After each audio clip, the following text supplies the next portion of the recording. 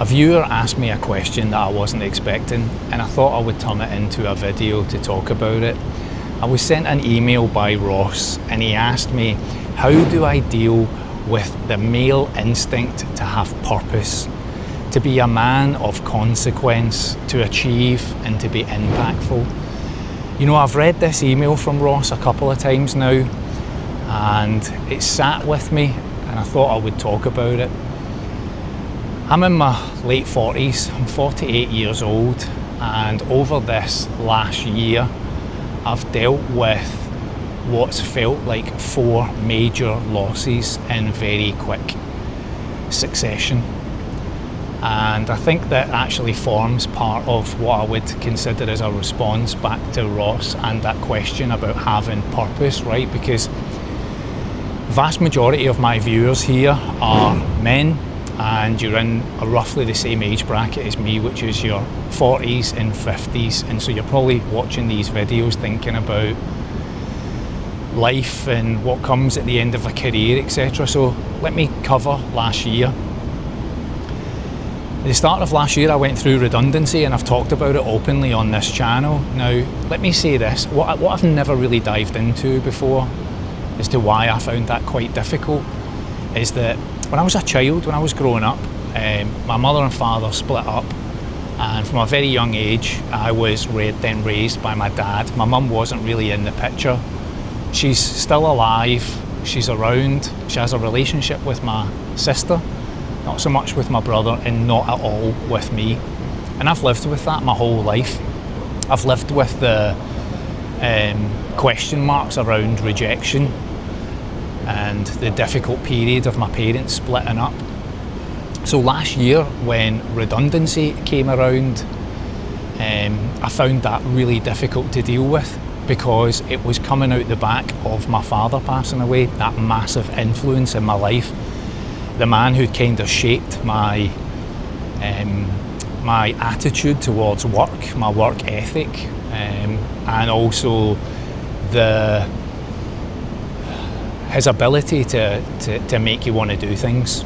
Like, I was into football at a young age, I learned karate, I took up martial arts, I was into cycling, and the whole way through all of that, my dad always championed it, single parent championing it the whole way. So I felt always motivated. So with his passing in 2024, that hit me really hard. And then all of a sudden, I go back to work, and then I lost a job, right? And so to many people, you know, this applies to men and women, right? But you always think that your career is going to come to an end the way that you decide, you know, retirement, early retirement, or wait until retirement. And then suddenly when it's kind of taken away from you, that brought back a lot of thoughts to me, a lot of memories about the rejection, right? Because I then had suddenly lost this influence of my father, who I would have turned to in those moments to ask for advice. He wasn't there.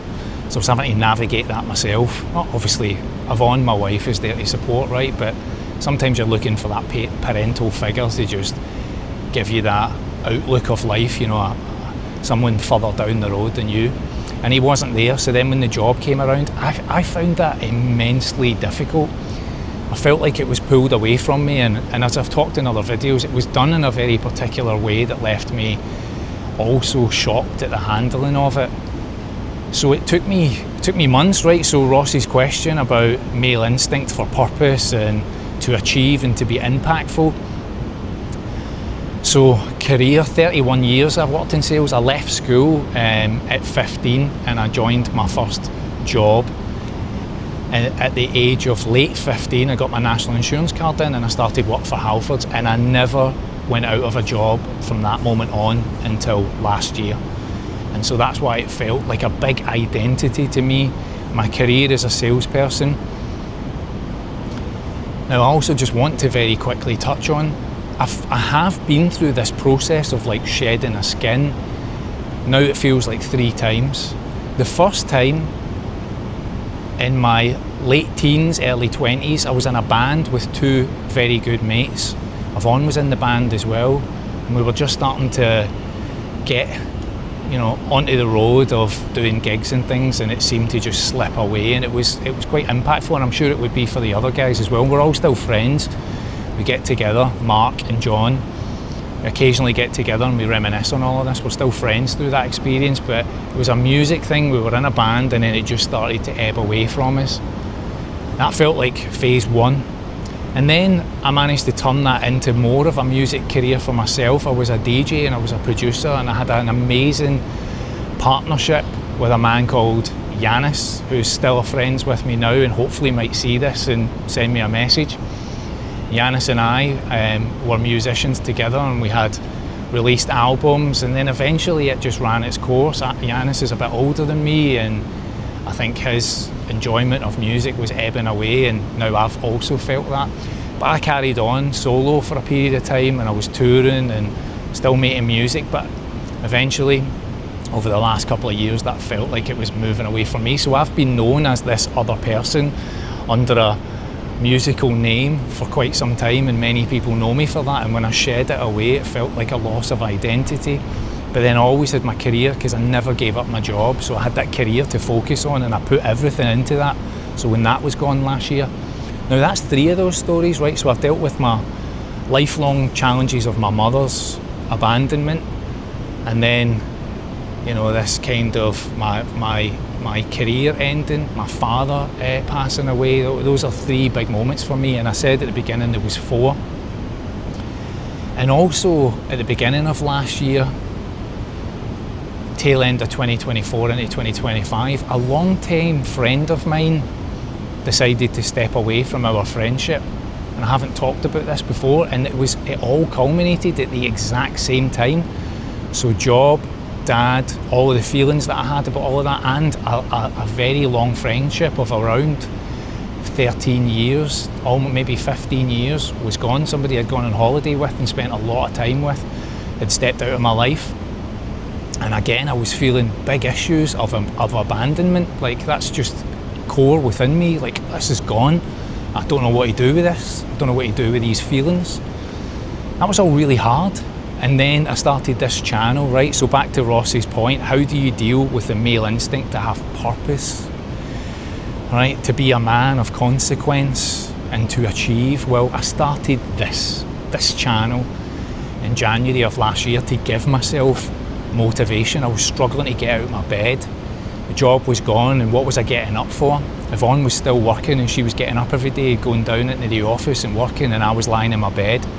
I wasn't feeling good, which eventually would materialise into health issues down the line. I was carrying weight. I was having problems, and things that I loved, cycling and exercise, were all drifting out of my life because of my health.